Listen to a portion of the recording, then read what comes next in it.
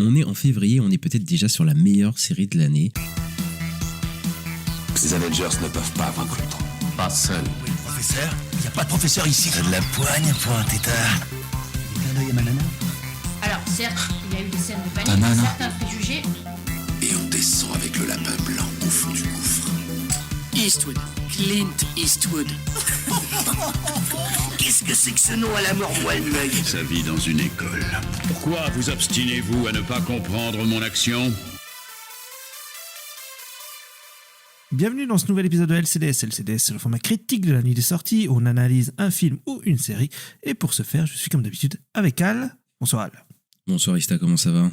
Ça va et toi ? Ah bof. Ouais, bof en ce moment, c'est... Pas ouf. Ah, je suis fatigué. Pas forcément physiquement, quoique un peu. Mais là, mentalement, oh là là. Franchement, à chaque fois que tu regardes les infos, tu regardes des trucs, il y a des nouveaux trucs, t'en peux plus. On peut plus, au bout d'un moment, faut une pause, quoi. Ouais, mais ça s'arrête jamais, c'est ça le problème. Ah, mais c'est ça que ça s'arrête jamais. Et en ce moment-là, et franchement, depuis le début de l'année, en fait, ça s'est tout s'enchaîné et tout. Enfin, mais c'est comme l'année dernière, tu sais, au tout début de l'année, ça avait enchaîné. Bah là, je crois que c'est un peu la même chose. Là, franchement, là, depuis un bon mois, ça s'arrête pas. Ça s'arrête pas. C'est vrai. Et de tous les côtés, tous les sujets, partout. Hein. Vraiment, c'est partout. Et dans le cinéma, on en reparlera de toute façon dans les news de la semaine, puisque... Oui. Il y a eu des news. Il s'est passé des choses, hein, voilà. Donc voilà, mais bon, on est là pour parler de Game of Thrones, voilà, la série, voilà, qui a été adaptée par HBO, détenue par Warner. Ah non, excusez-moi, détenue par Paramount, du coup, maintenant. Il faut plus dire. On peut plus dire ça. Non, bref. Pas encore. Bah, pas encore, voilà. On en reparlera dans les news. Mais voilà, l'univers Game of Thrones sévit sur nos écrans depuis 16 ans maintenant. Ista, qu'est-ce que tu penses qu'est-ce que tu pensais de Game of Thrones à l'époque, les 8 saisons quand ils sont sortis, comment tu l'as découvert, tout ça, et voilà, est-ce que c'est une série que tu considères comme l'une des meilleures séries de tous les temps, ou alors tu es un haters?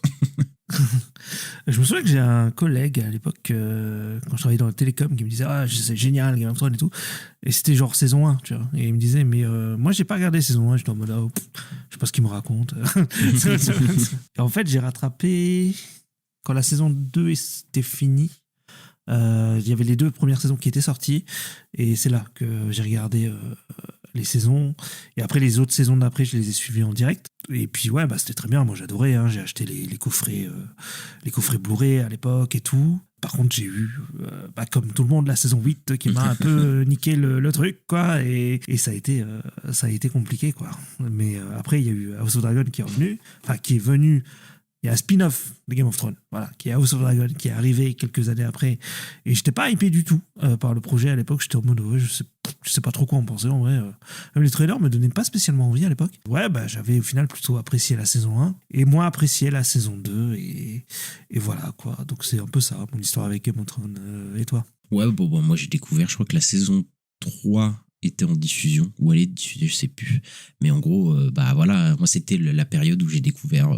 les autres séries que les séries TF1, que les séries M6, où je commençais à m'intéresser à d'autres séries via des sites plutôt obscurs, voilà, où j'ai commencé à voir The Walking Dead, Breaking Bad, Game of Thrones, etc. Enfin, c'était vraiment, j'ai l'impression, ce moment-là, enfin pour moi, en tant que personne qui regardait les séries, c'était vraiment le pic pour moi en termes de découverte de séries, parce que je découvrais tout un nouveau monde et tout, et enfin voilà, je découvrais Breaking Bad, Game of Thrones, enfin c'est des séries immenses maintenant, aujourd'hui c'est vraiment considéré comme voilà, parmi les plus grosses séries. Et c'est vrai que ça a été un choc parce que faut savoir que les séries de fantasy, d'heroic fantasy, en tout cas même les œuvres d'heroic fantasy, il n'y en a pas tellement, quoi. Au cinéma, évidemment il y a eu Le Seigneur des Anneaux, voilà, mais c'est vrai que il n'y a pas eu tellement, il y en a pas tellement, et en plus il y en a pas tellement de réussi pour le coup. Et là c'est vrai que Game of Thrones, c'était déjà en termes de production, c'était assez ouf, quoi, de voir une série d'une telle ampleur et tout, qui s'étendent sur autant de saisons, etc., avec autant de personnages, etc.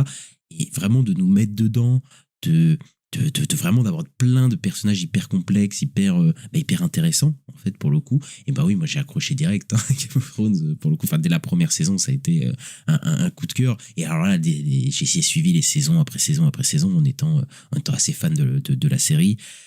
Après, effectivement, oui, la dernière saison, voilà, ça nous a tous un peu refroidis pour le coup. ça allait trop vite, ils auraient pu, voilà, ça a mal fini. Voilà, on va pas se mentir, personne ne va dire le contraire. Même si maintenant il y a des révisionnistes qui te disent que depuis le départ de George R.R. Martin, c'était moins bien, alors qu'ils ont très bien kiffé la saison 5 et la saison 6, et voire même la saison 7 à l'époque, et maintenant qu'ils te disent que finalement, en fait, c'est pas bien depuis la saison 4. Bon, voilà, moi je suis pas dans ce révisionnisme-là, même si, bon voilà, je pense que tout n'est pas parfait dans Game of Thrones, hein, dans les dernières saisons, etc. Bon voilà, il y a quand même des super trucs. Moi là par exemple la saison 6 je l'adore quand même, hein. Voilà, la bataille des bâtards, etc. Je trouve qu'ils ont fait un super travail. Maintenant effectivement ça a mal terminé, et même c'est un peu je me souviens, on n'osait plus parler de Game of Thrones, on n'osait plus, on se disait ouais l'univers et tout c'était peut-être un peu fini, vu que la série elle avait tellement chuté qu'on n'osait même plus trop tu vois, être hypé par House of the Dragon. Même quand House of the Dragon pardon était teasé, etc., on se disait bon on va regarder parce que c'est GOAT, mais il n'y avait pas d'entrain. Et effectivement la série elle a réussi à recapter un public, voilà, pour le coup, avec cette première saison ça avait recapté les gens vraiment, en tout cas ça a même surpris les gens, parce que je pense que les gens s'attendaient à ce que ce soit pas dégueu, mais ils s'attendaient pas que ce soit, je pense, aussi bien, pour le coup la saison 1 en tout cas, que ce soit aussi bien reçu. Et moi j'avais tout de suite adoré quoi. Il y avait la guerre en même temps avec le Rings of Power et tout. Oh ouais, non, c'était fou cette période, c'était fou. C'est fou, il y a des gens qui disaient ouais Rings of Power ça va reprendre GOAT et tout. Au final aucune série d'Heroic Fantasy n'a repris GOAT à part l'univers de GOAT elle-même, en fait, finalement.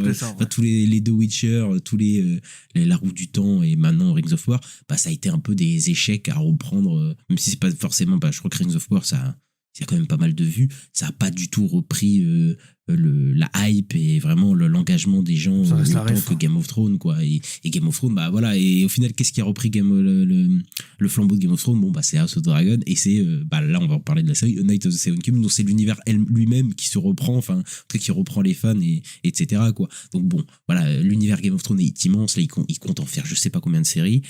House of the Dragon, moi j'ai aimé la saison 2, voilà, je sais qu'il y a des gens qui ont été on a eu des reviews un peu mixtes quoi sur House of the Dragon, des gens un peu plus déçus vis-à-vis de la saison 1, mais moi je l'ai beaucoup aimé la saison 2 et j'attends pas mal la saison 3, même si la fin de la saison 2 j'avoue qu'elle était un peu anticlimatique quoi, elle était très brusque quoi, ça faisait pas très fin de saison pour le coup, mais moi j'aime beaucoup les personnages, etc. Je trouve qu'ils gèrent toujours bien, il y a toujours des moments absolument incroyables je trouve dans la série. J'attends très fortement la saison 3 qui est teasée là. Et du coup, voilà, c'est le deuxième spin-off de Game of Thrones, oula, du mal avec la prononciation en ce moment, qui nous arrive. Et la série, on va dire que elle n'était pas très attendue non plus finalement. Enfin, on avait l'impression, pour le coup, qu'elle n'était pas très attendue. Parce que j'ai l'impression que elle était un peu vendue comme ça aussi, que c'est censé être une série plus légère, une série un peu à côté, 6 épisodes, et en plus qu'on aura chaque année. Alors là, on est stupéfait par ça, qu'on a une série qu'on aura une saison chaque année. Ça n'arrive plus, ça n'existe plus. Alors que Game of Thrones au début ça le faisait, mais vers la dernière saison c'était plus compliqué. Mais on sait que maintenant c'est beaucoup plus compliqué avec les budgets, etc. Là, comme c'est un budget plus réduit, c'est quand même un gros budget, c'est 6 millions par épisode. Mais bon, comme il y a que 6 épisodes et que là on va parler de la première saison, mais la première saison, on va dire que on a beaucoup moins de voyages dans Game of Thrones, on a beaucoup moins de personnages que dans Game of Thrones. Par exemple, Game of Thrones, t'as 50 000 personnages à plein d'endroits différents, donc c'était compliqué à un moment de réunir tout le monde, d'essayer de faire un truc chaque année. Mais là, pour le coup, voilà, on aura une saison de A Night of the Second Kingdom, qui sera là chaque année. Et donc, du coup, c'est l'adaptation de plusieurs nouvelles, du coup, parce qu'il y a plus... George R.R. Martin a beaucoup gratté, au lieu de faire... les 2 derniers bouquins qu'il doit faire, il a beaucoup gratté autour et donc il a fait 2 nouvelles, et du coup c'est des nouvelles beaucoup plus légères, etc. Et on verra si je crois qu'il y en a 3, mais je crois qu'ils vont utiliser des nouvelles qu'il n'a pas sorties, donc du coup pour continuer, parce que ça parlait de faire 3 saisons, mais potentiellement je crois que l'un des producteurs a dit qu'il voudrait faire genre 15 saisons, un truc, des trucs complètement fous quoi pour le coup. Et Ista, je te propose peut-être que t'as quelque chose à rajouter, mais de passer à la suite, de passer à la critique. Non, on peut y aller. C'est parti. N'y a-t-il donc aucun vrai chevalier parmi vous? J'en ai un peu trop fait. Ouais, d'accord.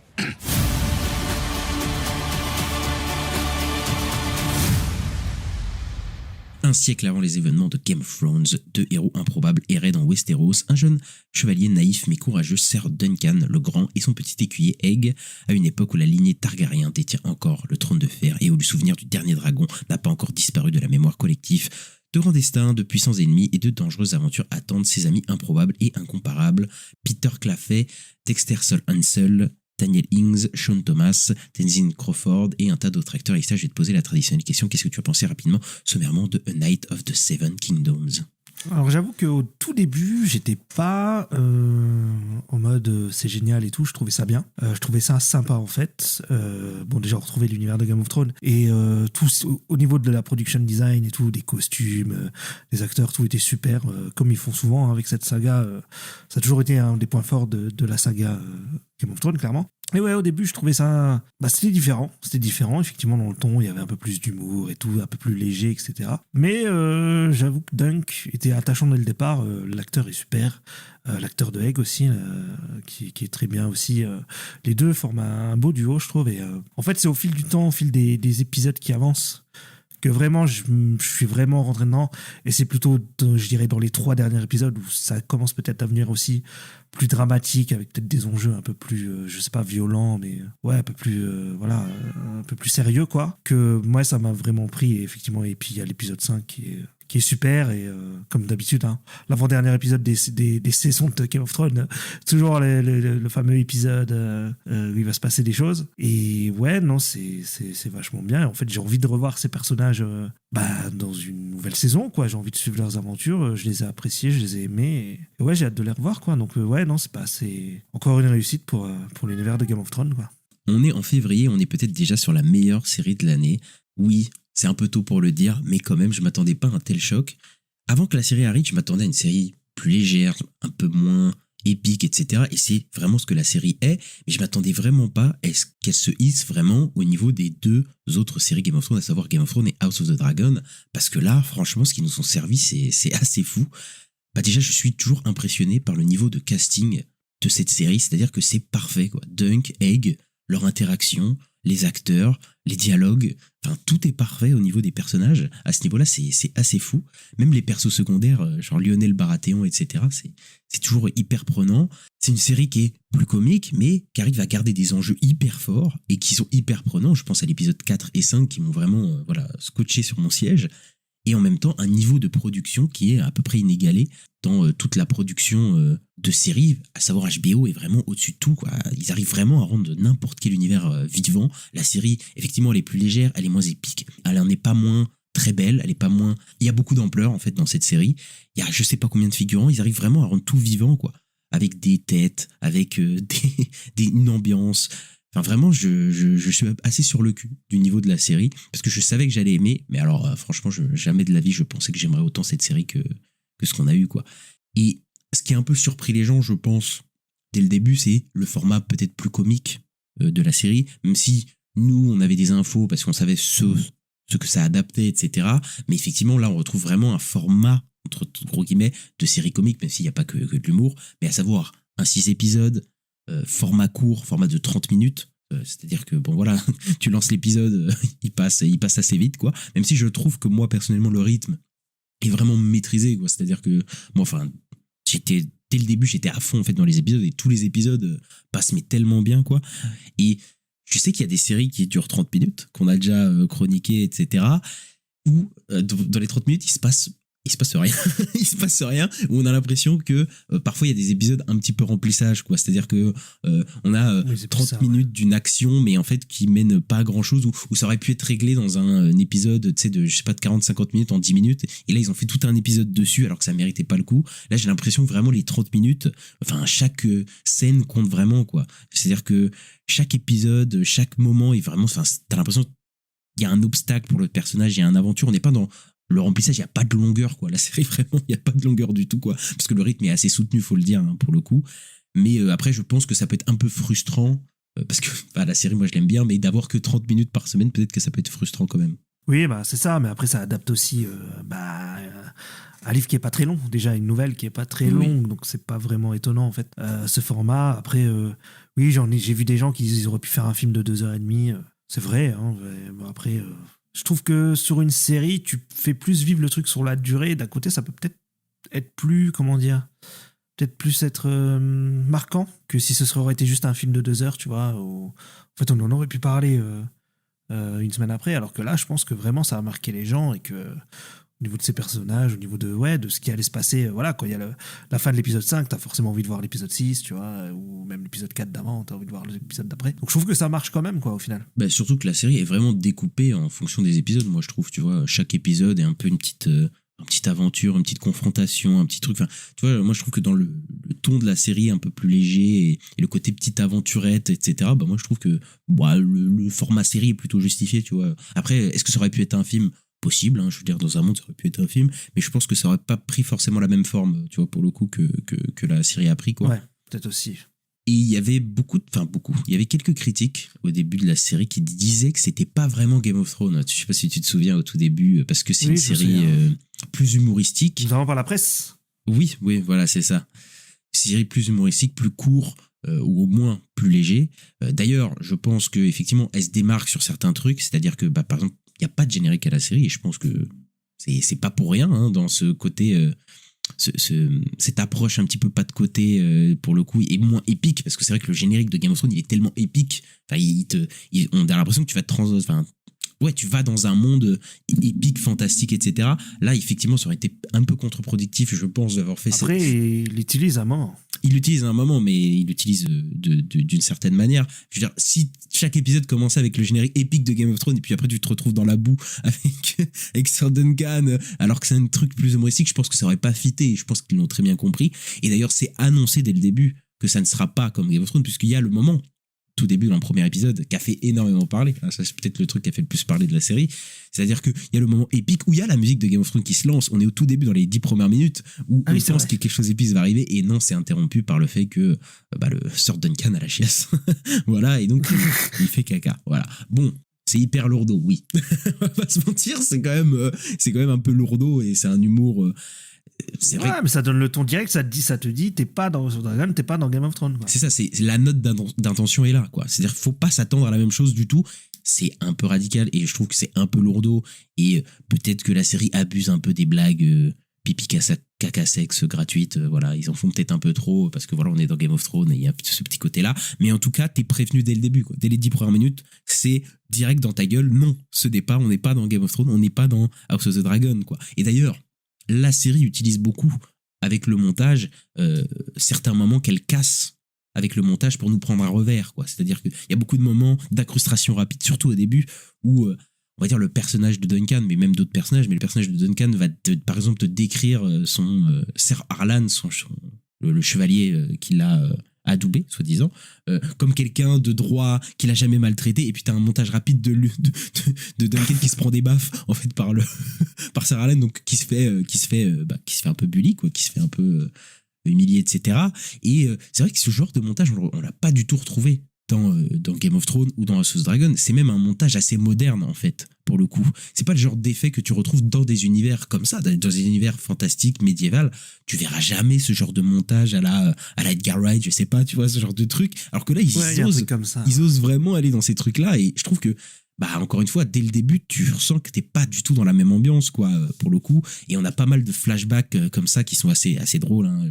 Je pense par exemple à l'ouverture, par exemple de l'épisode 2, qui est devenu un peu légendaire par, on va dire, l'épée de Sir Harlan, mais qui n'est pas son épée, pour le coup. Voilà, ou ce genre de truc. Il y a pas mal de trucs au début. Son épée organique. C'est ça, et je trouve qu'il gérait plutôt bien les flashbacks dans quasiment toute la série, parce que c'était assez rapide, et ils avaient toujours une utilité qui n'était pas forcément juste de raconter quelque chose par le flashback comme on a dans 50 000 séries, mais une volonté comique, une volonté de casser quelque chose, même si je trouve qu'il y a un flashback qui est peut-être un peu mal amené. Je pense que le flashback de l'épisode 5, effectivement, est peut-être trop long. C'est-à-dire que et j'avais un peu peur, c'est vrai que quand tu commences l'épisode 5, on te vend le combat, et c'est vrai que pendant les 2/3 de l'épisode, t'as un flashback, et c'est vrai que j'avais un peu, ça casse un peu l'attention, t'es en mode, oula, j'ai pas envie de me taper le fameux épisode flashback qu'on se tape dans beaucoup de séries, tu sais, où t'as cet épisode qui est le flashback qui te raconte quelque chose que t'as pas besoin. Bon, je trouve que l'épisode avait pas forcément besoin d'un si gros focus sur le flashback, mais effectivement, à la fin du flashback, je trouve que la tension revient, et puis après, effectivement, le combat défonce, et on en reparlera juste après. Donc, ils sont effectivement bien rattrapés, mais effectivement, je trouve que le flashback est peut-être un peu trop long, quoi, pour le coup. Ouais, ok, je peux l'entendre. Je pense pas être vraiment en désaccord non plus, parce que ça m'emmerde aussi un peu les flashbacks, je t'avoue, dans les séries comme ça, il y a ça beaucoup dans les séries Disney plus Marvel, où souvent l'avant-dernier épisode, c'est un épisode avec flashback en fait. Bah, j'avais peur que tout l'épisode soit comme ça. Moi, je me disais, oh putain, ils vont. Alors que l'épisode 4 te laisse quand même sur.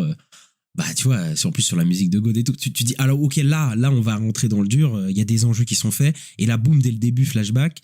Et bon, heureusement, après. Pas dès le début, en vrai, parce qu'au début, il commence à se battre et tout. Et c'est en fait, il se fait assommer. Mais au bout de 2 minutes, t'as un flashback, quoi. Je veux dire, c'est ça. Et je me dis, ah putain, il y a l'épisode flashback. Non, à la fin de l'épisode, ça vaut le coup. Ça vaut le coup, là, pour le coup. Oui, ça vaut le coup. Et puis, je trouve qu'il est quand même important, ce qu'il racontait dans le flashback. Bien sûr. Pour le personnage de Nunk aussi. Donc, mais en fait, c'est peut-être son placement qui faisait peur, quoi. C'est-à-dire que le placement où, au moment de tension le plus haut de la série, c'est-à-dire la baston, tu mets ce flashback-là, ça, c'était un peu casse-gueule, mais l'épisode ne s'arrête pas sur ça. Donc ça va, tu vois, je me plains et voilà. Mais effectivement, si ça aurait été qu'un épisode flashback et tout, là j'aurais gueulé, hein, pour le coup. Mais je trouve que ces effets de montage qui reviennent plusieurs fois, en fait, ça démontre de quoi parle la série aussi, c'est-à-dire la déconstruction d'un mythe chevaleresque, quoi. C'est-à-dire que le mythe fameux des chevaliers droits, etc. Bon, déjà Game of Thrones jouait avec cette notion, hein, que des chevaliers n'étaient pas forcément les plus droits, etc. Mais là, j'aime bien en fait que ça revienne à chaque fois, que le fait qu'à chaque fois qu'on pense qu'il y a une action héroïque, une action valeureuse, une action désintéressée d'une personne va arriver, et ben la série nous prend à revers. Et non, il y a des coups bas, il y a des trucs et tout. Enfin, à chaque fois que la série, à chaque fois qu'il y a ce truc-là pendant 4 épisodes, en tout cas, pendant 4 épisodes, à chaque fois que tu penses qu'il y a une volonté d'héroïsme d'un personnage, c'est cassé direct. Non, l'héroïsme à Westeros, c'est rare. Non, voilà. Et toute la série dans cette logique de déconstruction du mythe chevaleresque, pour le coup, quoi. Et le moment où enfin une action héroïque arrive, hein, quand Baelor arrive là sur son cheval et il dit je vais te défendre, Duncan, là il y a la musique, là c'est bon, là tu l'as mérité ton moment, là il y a vraiment le moment épique, il y a la musique de Game of Thrones, et là je t'avoue que j'ai eu les frissons. Le moment où il arrive et que ça va se castagner et qu'il y a la musique, et tu sais, t'as l'impression que c'est un moment mérité. Tu vois ce que je veux dire? Genre que t'as attendu 4 épisodes où il y a eu que de la merde, que des personnages un peu horribles, qui ont rien de chevaleresque, et là le moment où enfin il se passe quelque chose. Bon, malheureusement, chaque personnage qui est un peu valeureux et droit dans Game of Thrones finit mal. Mais ce moment-là de l'épisode 4, moi il m'a hypé de fou, quoi. Ah bah oui, bah c'est normal. Après, c'est fait exprès. Mais bon, déjà, ouais, quand tu ramènes la musique, forcément. Et puis, je pense qu'on sait aussi, avec les 3 épisodes d'avant, on s'est attaché à Dunk et on a envie qu'il réussisse. C'est le fait qu'on le voit galérer. Et qu'après, t'as carrément c'est quoi, c'est un prince? Oui, c'est ça, c'est le prince Baelor. C'est celui qui doit devenir le roi, qui doit succéder. Ouais, voilà. Et qui arrive et tout, et qui vient l'aider, quoi. Carrément, tu dis, ah ouais, stylé quand même. Oui, et puis, comme on l'a dit avant, en fait, toute la série, mais il y a des humiliations tout le temps, quoi. C'est une série qui est souvent grotesque, voilà, où les personnages sont un peu traînés dans la boue, etc., où il y a aucune droiture. Et même juste avant que Baelor arrive, il y a un personnage qui fait un coup bas à Duncan, qui devait être avec lui. J'ai oublié le fossoyeur. Le cousin de Raymond. Voilà, c'est ça, qui est un fossoyeur, ouais. Et qui est le cousin qui, soi-disant, devait être avec lui, et non, il lui fait un coup bas. Et donc voilà. Donc la série te reprend encore une fois à revers, et non, finalement, il y a ce moment-là, et là, vraiment, le moment est mérité, tu te sens bien, et là, ça se part à la baston. Et par contre, là aussi, on pouvait croire que on n'allait peut-être pas retrouver la patte Goat. Bah, au niveau de la violence, on l'a quand même bien retrouvée. Là, pour le coup, elle est vraiment là, quoi. Ah bah oui, il y a des... Il y a de la violence, il y a des moments dégueulasses. Des batailles de joutes qui se passent pas très bien. Tu sens la saleté, tu sens la violence un peu gore et tout. Oui, bah on reste dans l'univers de Game of Thrones, même s'il y a peut-être plus d'humour que dans les 2 autres séries. Même s'il y a déjà eu de l'humour dans Game of Thrones, il n'y a pas 0 humour non plus, mais là c'est vraiment plus poussé. Mais oui, là en fait c'est vraiment... comme quand tu fais un spin-off de Star Wars ou de Marvel, quoi. Tu restes dans leur univers, t'as quand même les codes qui sont un peu là, mais avec un ton différent, quoi. C'est ça, et on retrouve cette violence, même avant l'épisode 5, finalement, il y avait des petits extraits, je me souviens d'un moment, pendant un espèce de flashback pendant une joute où un mec qui perd un œil, il a un œil qui pendouille, enfin il y a des trucs un peu dégueulasses comme ça, mais effectivement ils ont pas perdu leur savoir-faire en matière d'immersion dans les combats, quoi. Enfin je veux dire, l'épisode 5 c'est un modèle de ce qu'il faut faire je pense pour être immergé dans un combat. Ça m'a beaucoup rappelé le dernier duel, pour le coup, le combat à la fin de Ridley Scott. Parce que là il y a un truc étonnant, c'est la vue subjective, parce qu'il me semble pas qu'il y avait déjà eu ça dans Game of Thrones. Non. Peut-être si, mais je m'en souviens pas. Il y a un peu de ça, pour le coup, parce que je me souviens quand même des moments où Jon Snow se retrouve parfois tout seul et il doit aller tabasser. Même dans la dernière saison, il y a des moments où Jon Snow on suit vraiment Jon Snow en caméra POV. Là, je pense qu'il y a une question budgétaire aussi, pour le coup, au fait qu'ils peuvent pas tout montrer, etc. Mais ils sont hyper intelligents, en fait, dans la manière de faire. On a suivi toute la série quasiment qu'à travers le point de vue de Duncan. Et bon, bah, dans le combat, quand on arrive, c'est un peu normal qu'on soit du point de vue de Duncan. Il y a même cette caméra en POV. Pour le coup, où on est dans le casque de Duncan, qui est en immersion totale, et tout le combat, moi j'étais sur le cul tellement il est immersif, où les mecs vraiment tu sens la matière aussi, tu sens le sang, tu sens la boue, tu sens que les mecs ils ont la tête complètement défoncée, tu vois, pour le coup, dans le combat, c'est hyper violent, c'est hyper viscéral, et effectivement, c'est vrai que dans ce genre de combat médiéval, c'est les meilleurs HBO. Ah bah clairement, en tout cas, c'est ceux qui arrivent le mieux à le faire, oui, c'est vrai. Parce que effectivement, on parlait des autres séries d'Heroic Fantasy. Après, La Roue du Temps, j'ai pas regardé, mais je crois pas qu'il y avait des trucs fous. Mais en fait, c'est beaucoup plus lisse, quoi. Les combats sont beaucoup plus lisses. Voilà, Rings of Power, j'ai vu, c'est très lisse et je m'en souviens même pas, en fait, des combats. Mais tu sais, c'est beaucoup moins parce que la série, elle ose aller dans la crasse, quoi, dans le crade, quoi, tu vois, des personnages qui ont la tête dans la boue, dans la merde, tu vois, genre c'est vraiment viscéral, je trouve, quoi. Après, c'est peut-être aussi parce que Game of Thrones, c'est de la dark fantasy, donc c'est plus de la fantasy qui s'approche du réel, alors que les licences comme Seigneur des Anneaux, etc., c'est plus de ce qu'on appelle de la high fantasy, il me semble, donc qui est plus le truc avec les elfes et tout est beau, tout est joli, machin. Même si au final, dans les films Seigneur des Anneaux, il y a quand même, tu sens quand même pas ça. J'allais dire, je serais d'accord s'il n'y avait pas eu Seigneur des Anneaux avec Peter Jackson qui savait filmer des batailles, mais complètement épiques à un niveau. Voilà, c'est encore plus gros que Game of Thrones, des trucs comme ça. Enfin, ça, c'est n'importe quoi, tu vois, les batailles de. Mais pourtant, quand tu vois les orques se prendre des flèches dans la tête, dans le torse, etc. Enfin, t'avais vraiment un côté palpable que. J'ai l'impression que mais c'est même pas forcément que dans les séries médiévales d'ailleurs, hein, je trouve, parce que là on peut parler de Witcher, La Roue du Temps, le Rings of Power, et effectivement il y a un côté il y a un côté déjà très numérique, j'ai l'impression des fois, et effectivement un peu lisse, mais même dans beaucoup de séries, c'est vrai que j'ai pas l'impression que je sens la matière, je sens les choses, les épées transpercer les corps et tout. Là tu sens quand un mec se fait transpercer, quand Duncan il se prend je sais pas combien de coups, c'est aussi beaucoup de sound design, mais putain il morfle, quoi, et tu le sens, et il y a pas beaucoup de séries qui arrivent à retranscrire ça, je trouve, quoi, pour le coup. Après, c'est les maîtres à rendre vraiment cet univers vraiment terre à terre, parce que là on est quand même dans une série même plus médiévale que fantastique et épique que les autres, quoi, parce que dans les autres, même si Game of Thrones avait un côté très médiéval, je veux dire plus que fantastique, parce que c'est à dire que même il y avait les marcheurs blancs. Je me rappelle qu'on disait beaucoup que c'était très politique et tout. C'est ça, mais pendant beaucoup de saisons, surtout les premières saisons, je veux dire, il n'y a pas de dragon vraiment, la magie est présente, mais elle est un peu minime. Même les marcheurs blancs, ils sont pas encore c'est pas encore ils sont là, ils sont présents dans un coin de ta tête, mais ils sont pas omniprésents, et c'est surtout effectivement très terre à terre, quoi, Game of Thrones. Mais là encore plus, puisque la magie, il y en a plus trop, il y a plus beaucoup de dragons. D'ailleurs, les dragons, c'est un petit vestige du passé, quoi. On a ce souvenir des dragons, on a ce souvenir de la magie qui était dans cet univers, mais c'est plus trop présent, quoi. On est dans cet entre-deux, tu sais, entre Game of Thrones et House of Dragon, où Game of Thrones, c'est le retour justement des dragons, c'est l'arrivée des marcheurs blancs, etc. Et Game of Thrones et House of Dragon, où il y a des dragons de partout et c'est normal, tu vois. Là, on est dans l'entre-deux où il y a plus ça, en fait, il y a plus cette magie, et c'est vraiment ça, voilà, pour le coup, là où la fin de God, là où House of Dragon va dans des espèces de guerres de dragons, de batailles des puissants, que j'aime beaucoup, hein, pour le coup, hein, et même de conflits géopolitiques, là c'est une famille puissante qui doit prendre cette famille puissante et tout. Ici, on retourne à une échelle beaucoup plus humaine, quoi, à des humains plutôt lambda, j'aime pas cette expression, mais voilà, mais à des personnages qui sont pas forcément dans la royauté, qui vont passer vers la royauté, qui vont croiser des têtes qui sont on va dire de famille royale, etc. Mais ici on est avec Duncan, du coup, qui est un gars du peuple, quoi, tu vois, qui est un mec qui est un peu pauvre et qui croise des gens pauvres, etc. Donc c'est vraiment, ça clash vraiment avec House of Dragon, qui est vraiment les familles consanguines royales qui se battent entre eux avec leurs gros dragons, tu vois.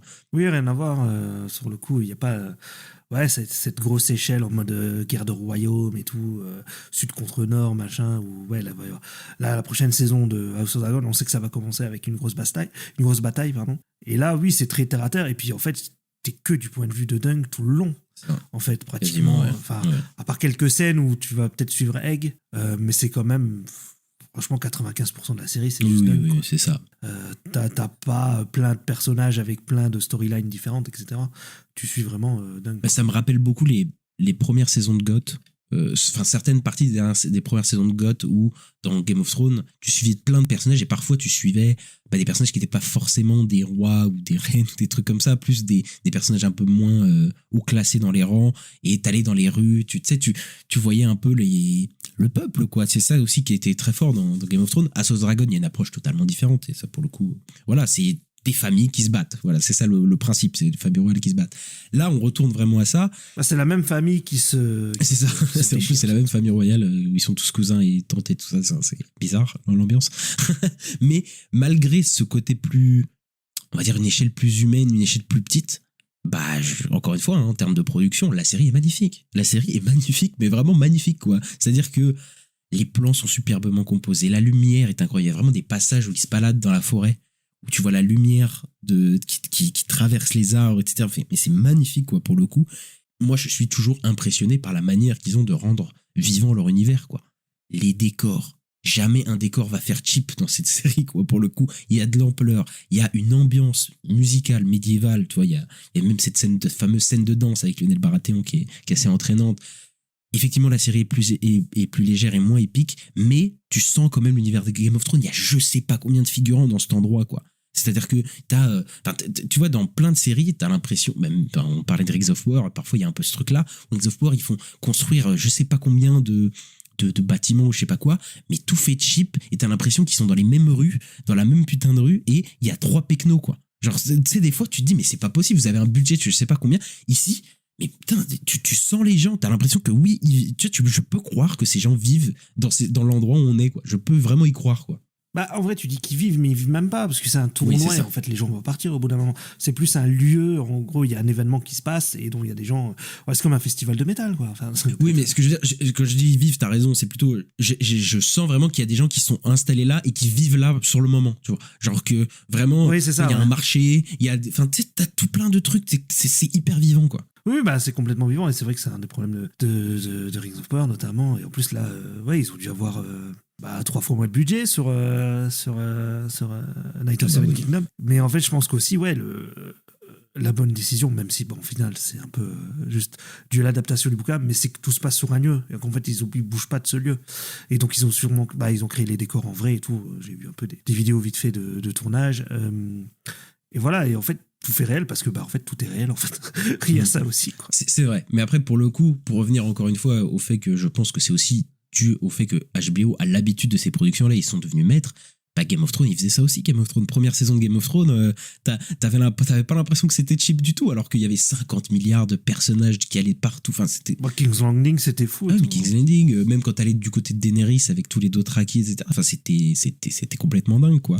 Et moi, ce que j'aime beaucoup aussi dans cette série, et qui clash avec beaucoup de séries, c'est que tous les personnages ne sont pas forcément des beaux gosses, tu vois, qui sont castés, où t'as un peu cette impression-là dans beaucoup de séries où c'est pas des gueules, mais tu sais, c'est des gens qui sont castés parce qu'ils sont un peu beaux, qui sont un peu charismatiques à l'écran. Là, la série, il y a des gens, ils sont pas forcément beaux, ils ont des accents un peu particuliers. Bah, ça aussi, je trouve que c'est bien dans le langage, ils ont des accents, ça s'insulte fort. Tu sais, tu sens qu'ils ont du vécu, ces personnages-là, quoi.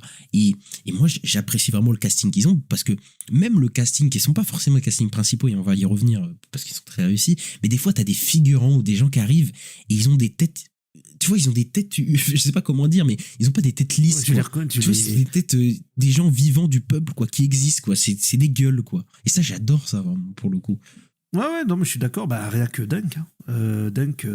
Après, oui, tu parles des figurants. C'est vrai que les figurants aussi. Son pote, là, Raymond, qui m'a vachement marqué, qui le mec qui l'aide pas mal, qui est très cool. Mais ouais, mais Dunk, l'acteur de Dunk, moi, je l'ai jamais vu nulle part, en fait. Je sais pas d'où il sort, ce mec. C'est un rugbyman à la base.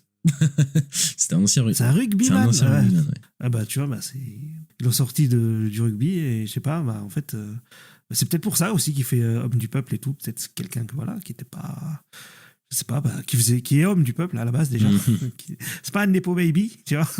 Ouais, mais je trouve qu'il a un accent, il a une gueule, tu vois, il y a tout un truc qui fait qu'en fait tu l'identifies, quoi. Et c'est vrai que c'est un peu le cas pour tous les personnages en fait dans la série, même Egg et puis les figurants, t'as dit, même les gens de la royauté et tout aussi. Oui, mais c'est ça qui est bien pour le coup. Bah, comme on l'a dit, c'est une série sur le peuple et du point de vue de Duncan.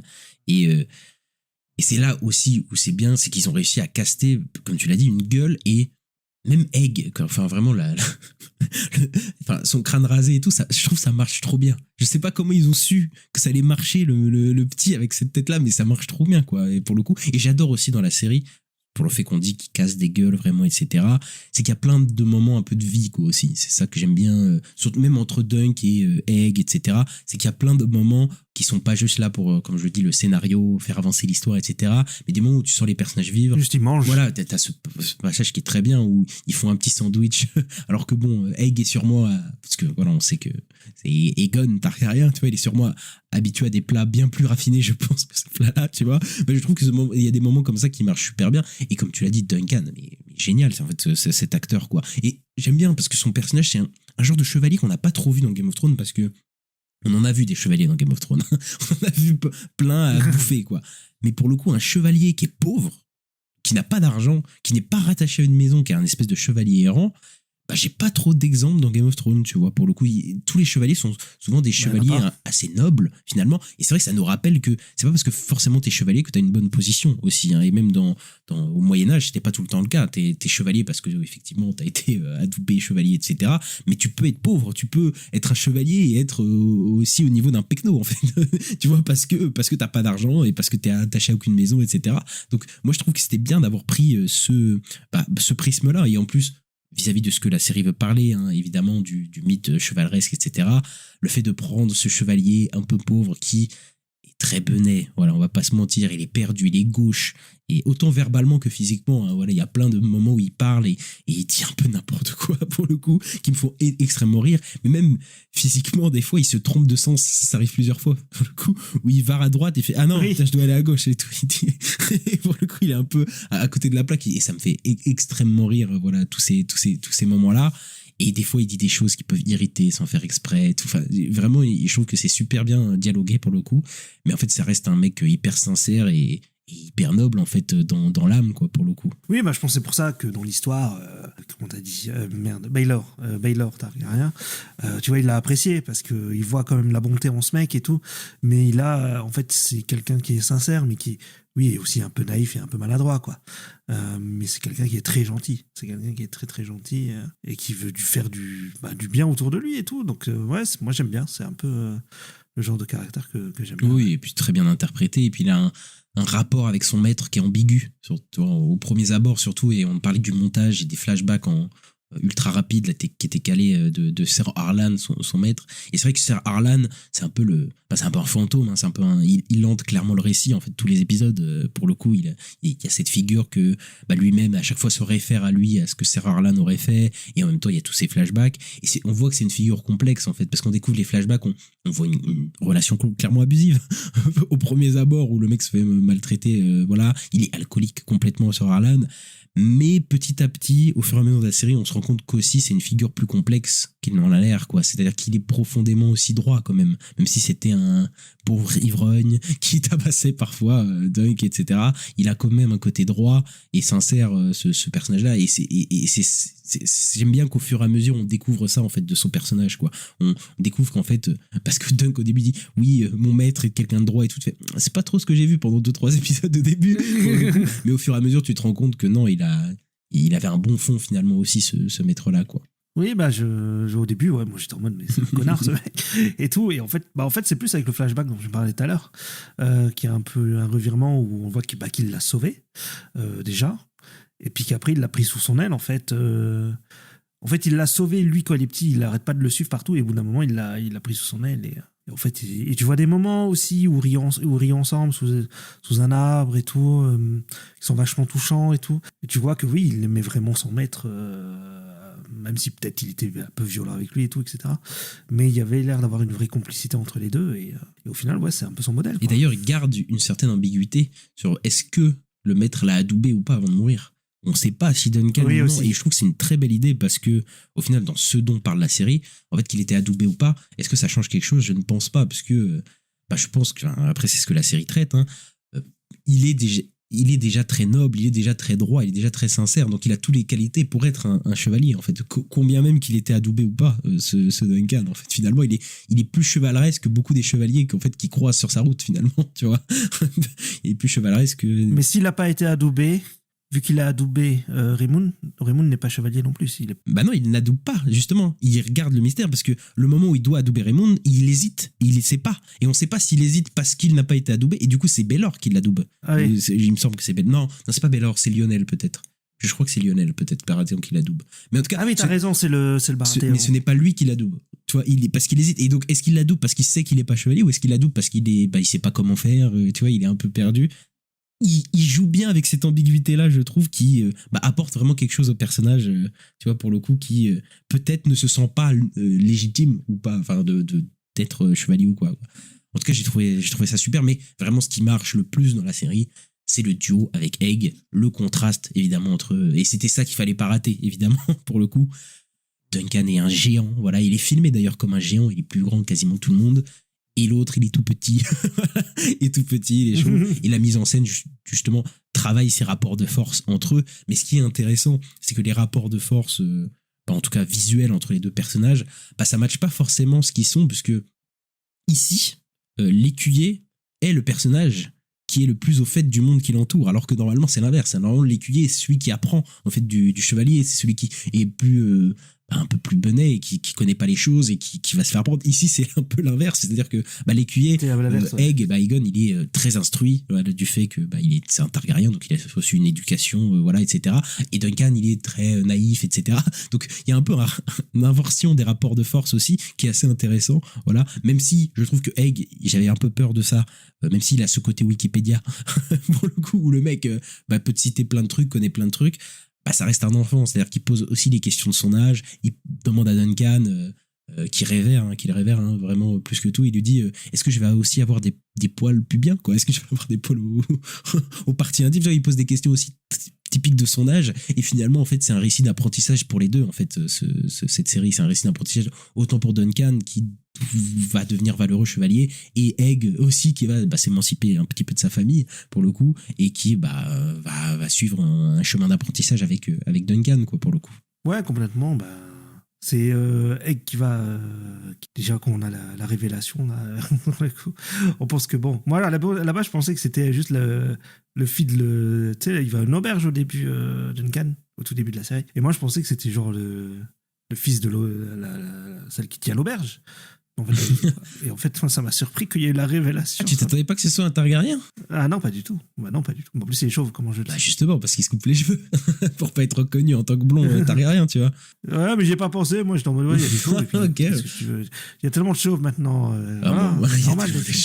Ouais, un mec de 7 ans chauve qui se rase, ouais, j'en ai vu beaucoup des enfants de 7 ans chauves. Non, mais genre, moi. En parlant de ça, d'ailleurs, dans le dernier épisode, il faut quand même un gros plan sur son crâne où on voit ses cheveux repousser, tout. J'ai trouvé que ça c'était pas mal. Mais c'est symboliquement et Targaryen qui reviennent. Mais après, de toute façon, il sera rasé les cheveux, il se barre.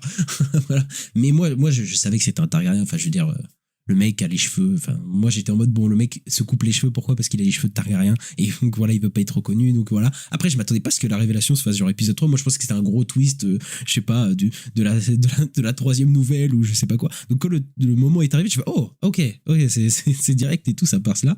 Et au moins, il y a pas un focus dessus pendant 3 saisons en mode avec des théories. Bon, c'est pas plus mal peut-être pour le coup. Et il y a un tas d'autres personnages, voilà, qu'on n'a pas forcément parlé, mais qui sont géniaux. Enfin, moi, je pense à Lionel Baratheon, qui est un espèce de, techniquement, un prince ou roi Baratheon et tout, mais qui est complètement, voilà, qui passe tellement du bon temps avec le peuple, même si je trouve que c'est très intéressant l'ambiguïté qu'il y a son personnage, c'est-à-dire que il se sent pas roi, et d'ailleurs il est même très critique de la royauté jusqu'au dernier épisode, hein, où il a un speech contre Baelor, parce que Baelor est mort, il dit ouais, Baelor il a rien sacrifié, il avait rien à perdre et tout dans ce combat et tout, il a tout un truc là-dessus, mais il oublie pas parfois de placer des petites piques du fait que lui aussi profite de tous ces privilèges en fait, dû au fait que c'est un noble en fait. Et donc je trouve que c'est un personnage hyper intéressant qui est super bien joué là, l'acteur là, je sais plus, j'ai pas le nom de l'acteur. Daniel Ings, voilà, il s'appelle, et qui est vraiment, il le joue hyper bien, il est vraiment tout de suite, il est assez captivant en fait, ce personnage, dès que tu le rencontres, quoi. Ouais, je suis d'accord, enfin dès que je l'ai vu, je trouve qu'il dégageait un truc assez fort, ouais, direct, et puis Les Baratheons, on connaît un peu, on a vu Robert dans Game of Thrones. Donc, tu sais, il y a aussi ce lien avec les familles de Game of Thrones qu'on connaît, et on fait tout de suite, j'ai la ref, Oui, bah, c'est ça. comme DiCaprio dans... C'est ça, c'est que tout l'univers, de toute façon, dès qu'on a des réminiscences de ça c'est un Targaryen, ça c'est un Stark, ok, ça c'est un truc, bah voilà, tu vois, directement t'es rattaché à l'univers au global et à Game of Thrones. Et puis après, il y a un tas d'autres acteurs et de personnages. Raymond de Fossoyeur, voilà, qui a une tête de bébé un peu là, et tout, qui est super. Baelor, qui est très noble directement. Et d'ailleurs, il clash avec tous les Targaryens, puisque tous les Targaryens, ils ont des têtes de connards. Ils ont des têtes de connards, alors que lui, c'est le seul qui a une tête un peu de. Oui, et puis lui, il est pas blond. Ah oui, puisque ça nous rappelle aussi que on est dans une ère où les Targaryens sont obligés de faire des alliances, sont obligés de se marier avec d'autres familles nobles, parce que ils ont plus de dragons, donc ils peuvent plus faire la fête, ils peuvent plus aller menacer les gens et dire vous vous soumettez aux Targaryens, etc. Donc ils sont plus du tout dans ça. Et oui, effectivement, Baelor, il a ce côté beaucoup plus noble que les autres Targaryens. Ils ont cet air beaucoup plus vicieux. Il y a, comment il s'appelle, l'enculé qui voulait, qui à cause de lui qu'il y a eu tout le tournoi, je sais plus son nom, mais lui il a une tête de Targaryen. Je crois que c'est Aeron, mais je suis pas sûr. Je sais plus. De toute façon, Aeron, Aegon, Daeron, enfin c'est bon, on en a marre. Oui, voilà. Voilà, mais il a une tête de vicieux Targaryen, voilà. Même son père, là, ils ont tous des têtes horribles, quoi, pour le coup. Oui, complètement. Mais lui, par contre, il a une armure. Elle est magnifique, quoi. L'armure noire avec le casque. Oui, qui rappelle les dragons, on dirait un espèce de gros dragon. Ouais. Mais pour le coup, ça, je trouve que c'est super parce que. Il y a des peu de rouge dessus. Tu vois, dans House of the Dragon, ils n'ont pas besoin d'avoir tous ces artilleries-là. Pourquoi ? Parce que ils ont des dragons, en fait. Les Targaryens. Donc, ils n'ont pas besoin de montrer leur puissance de cette manière. Et donc, j'aime bien cette idée que, du coup, ici, le moment où ils ont plus leur dragon, où ils essayent de réaffirmer un peu leur puissance, où les Targaryens sont plus aussi puissants qu'avant, ils utilisent tout cet apparat, c'est-à-dire cette armure complètement exceptionnelle. Et il y en a d'autres qui ont des armures très stylisées, etc., pour un peu montrer leur dominance, pour un peu show off, quoi, tu vois, parce qu'ils sont plus aussi puissants qu'ils l'étaient à l'époque. Ils se ramenaient avec leur dragon, de toute façon leur dragon c'était leur puissance, là ils l'ont plus, donc ils utilisent tous ces stratagèmes aussi pour montrer leur dominance. Et ça, j'ai trouvé que c'était une bonne remarque, en fait, enfin une bonne trouvaille de la série, pardon. Ouais, clairement. Et puis tu vois qu'en fait Dunk, il est toujours pas très bien habillé, enfin il a des habits très simples ou des armures très non, mais des armures, il fait pas, ouais, ça fait signe de noblesse, quoi, quand t'as des belles armures comme ça et tout, il y a ce truc-là. Et lui, comme je disais, tu vois que c'est un gars du peuple, parce qu'il y a aussi, je trouve, c'est aussi au niveau des costumes, quoi. C'est pas que au niveau de sa personnalité, mais aussi, on voit ça. Et puis, Egg qui se fait passer aussi pour quelqu'un qui n'est pas du tout de la royauté, qui, voilà, a des vêtements qui font ouais, je sais pas comment on peut dire, paysanne, ou je sais pas trop comment on dit. Il a pas une armure flambant neuve, clinquante. C'est sûr que voilà, il a à peine une armure, il a à peine un bouclier d'ailleurs.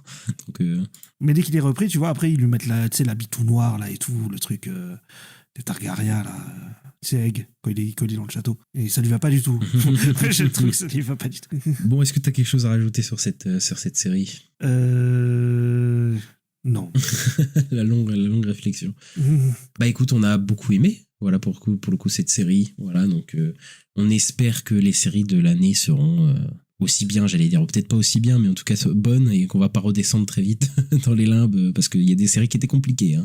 Et les séries, malheureusement, quand elles sont compliquées, t'en as pour un bon mois et demi, 2 mois, parfois. Donc c'est un peu compliqué pendant longtemps, pour le coup. Donc là, ça faisait plaisir de commencer l'année sur ça. Et puis, de toute façon, on reparlera de Game of Thrones à la mi-année, puisque House of the Dragon saison 3 arrive. Voilà. Donc on verra si ça nous convainc. Et d'ici là, merci d'avoir écouté ce podcast. N'hésitez pas à mettre le petit pouce en l'air, les 5 étoiles sur la plateforme dans laquelle vous nous écoutez. Ça fait, c'est très important pour le référencement. N'hésitez pas à nous suivre. On est disponible vraiment partout, sur toutes les plateformes d'écoute: Acast, Apple Podcasts, Deezer, Spotify, Podcast Addict, etc., etc. Vous les connaissez. Et à nous suivre sur les réseaux sociaux, @ la nuit des sorties, sur X, Twitter, Blue Sky, Instagram, TikTok et YouTube. Et on se retrouve très bientôt ici pour parler de Scream 7. Oui, à bientôt. À bientôt.